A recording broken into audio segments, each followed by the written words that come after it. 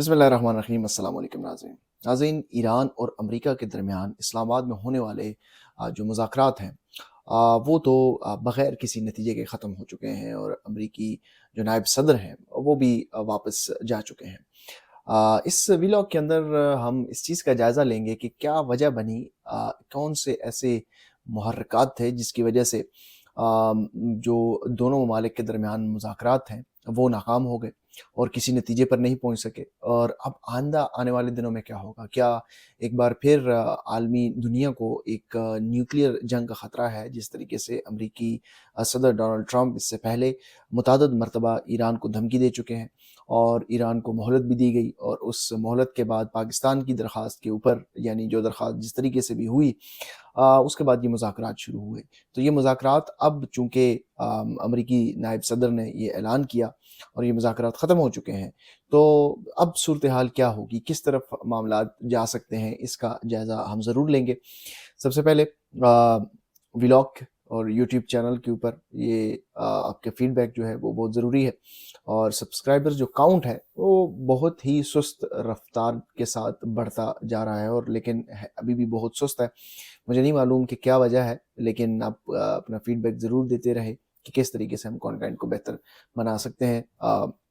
مجھے معلوم ہے کہ بڑے عرصے بعد ایک طویل وقفہ رہا، اس وقفے کے بعد دوبارہ سے یہ سلسلے کا آغاز کیا ہے۔ اب کوشش ہوگی کہ اس سلسلے کو جاری رکھا جائے۔ اس وقت جو صورتحال ہے اس پر بات کر لیتے ہیں کہ کیا وجہ بنی، کیا محرکات ہو سکتے ہیں جس کی وجہ سے یہ معاملہ جو ہے وہ پہلے ڈیڈ لاک اور پھر ناکامی کی طرف بڑھا۔ اس سب کا جائزہ لینے سے پہلے ہمیں کچھ عالمی میڈیا کے اوپر نظر ڈالنا ہوگی کہ ایران کے مطالبات کیا تھے اور امریکہ کے مطالبات کیا ہیں۔ اور ایران ظاہر ہے اس وقت جو سب سے بڑا مطالبہ ہے ایران کا وہ یہی ہے کہ ایران کے اوپر جو سینکشنز لگائی گئی ہیں امریکہ کی طرف سے اور عالمی قوتوں کی طرف سے، وہ سینکشنز ہٹائی جائیں۔ دوسرا بڑا مطالبہ ان کا یہی ہے کہ جو ان کے ایسٹس فریز کیے گئے ہیں، جو ان کی مختلف ممالک میں اور عالمی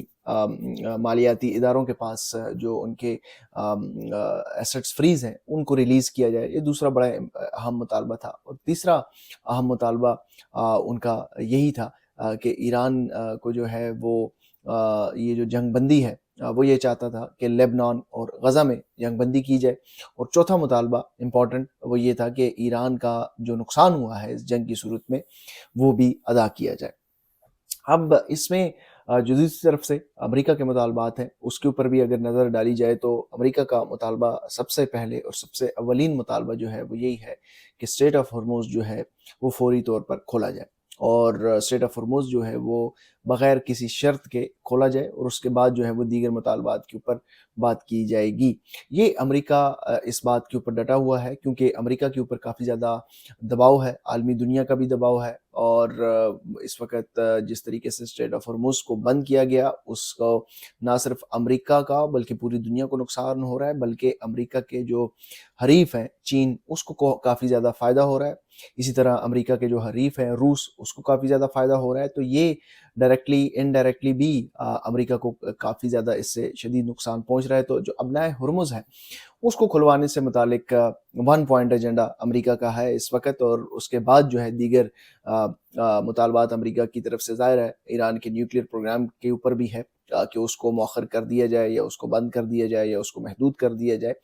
اور سینکشنز کے اوپر امریکہ بالکل بھی نہیں مان رہا، اور سینکشنز جو ہے وہ امریکہ یہ افورڈ ہی نہیں کر سکتا کہ اس وقت ایران کے اوپر سینکشنز ہیں وہ ختم کی جائیں۔ ہاں، امریکہ ان کے جو ایسٹس ہیں شاید وہ امریکہ ان کو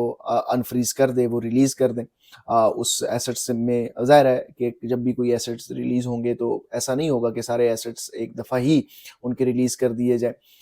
اس میں گنجائش موجود ہے کہ مرحلہ وار یا قسط وار ایسٹ فریز انفریز کیے جائیں، ریلیز کیے جائیں، تو اس میں ایران کو کوئی یا امریکہ کو کوئی نقصان نہیں ہے، ایران کو کوئی زیادہ فائدہ نہیں ہے۔ دوسرا جو بڑا مطالبہ تھا ایران کا जो सैंक्शंस हैं वो ख़त्म करने के हवाले से है। तो ये सैंक्शंस ख़त्म करने का वाला जो मुतालबा है, ये काफ़ी पेचीदा है अमेरिका के लिए। और क्योंकि अगर अमेरिका इस मौके के ऊपर ईरान से सैंक्शंस ख़त्म कर देता है तो ईरान फ्री ट्रेड करने में कामयाब हो जाएगा।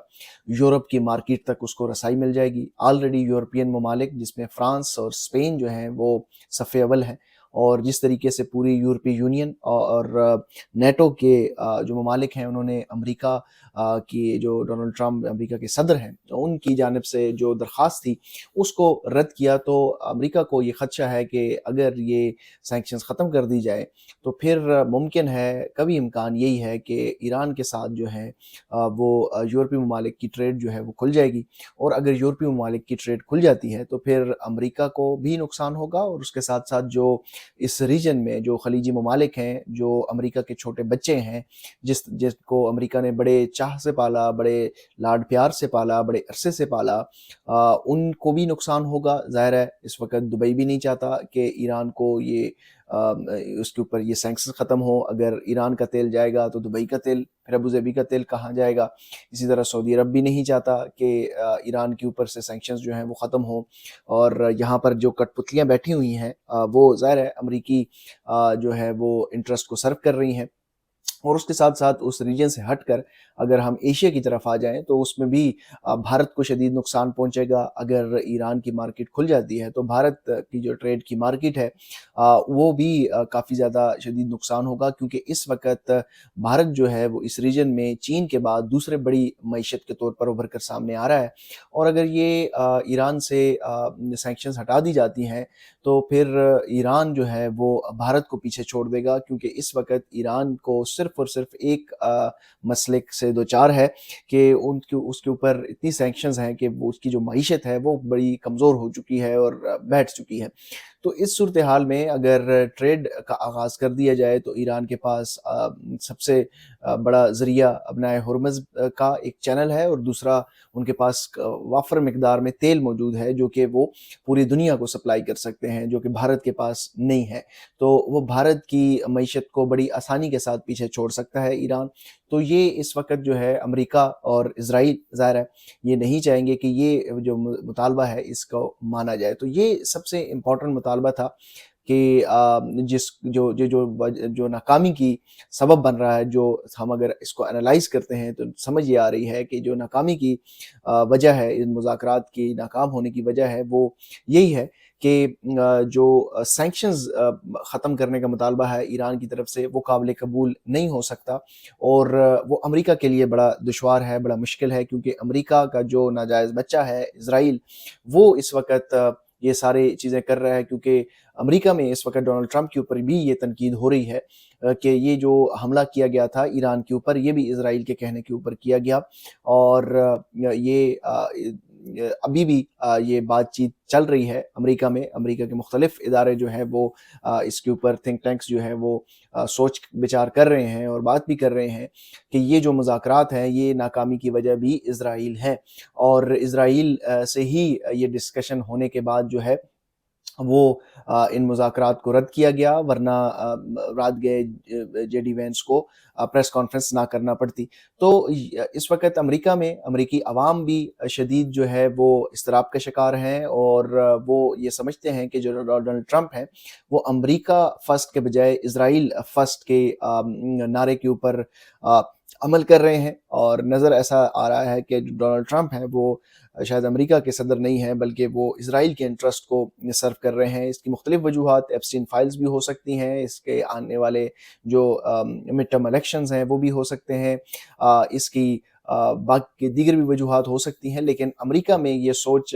पाई जाती है कि जो डोनाल्ड ट्रंप हैं वो इस वक़्त अमेरिका के नहीं बल्कि इज़राइल के इंटरेस्ट को सर्व कर रहे हैं। तो ये मुज़ाकरात तो बिलाखिर नाकाम हो चुके हैं, लेकिन अब आइंदा आने वाले दिनों में होगा क्या? क्या एक बार फिर जो है वो आलमी पूरी दुनिया को न्यूक्लियर जंग का ख़दशा है, क्योंकि जिस तरीके से डोनाल्ड ट्रंप इससे पहले धमकियाँ दे चुके हैं ईरान को। तो